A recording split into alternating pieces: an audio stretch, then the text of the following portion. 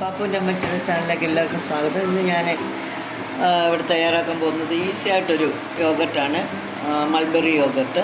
അത് കുഞ്ഞുങ്ങൾക്കൊക്കെ കൊടുക്കാൻ കൊള്ളാവുന്നതാണ്.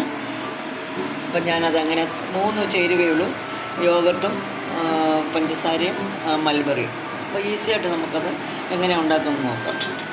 ഇത് 1 കപ്പ് തൈരാണ്,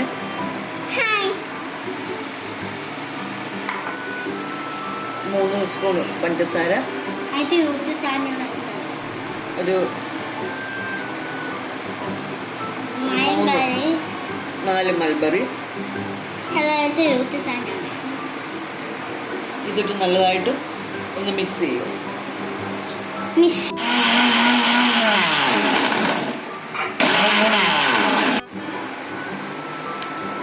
ഇത് നമ്മളിപ്പോൾ അടിച്ചെടുത്തു, ഒന്ന് അരിച്ചെടുക്കാം.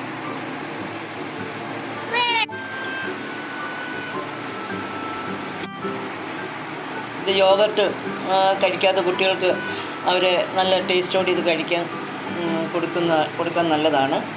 അപ്പം ഇന്ന് പരീക്ഷിച്ച് നോക്കുക, ഇത് ചെയ്ത് നോക്കുക.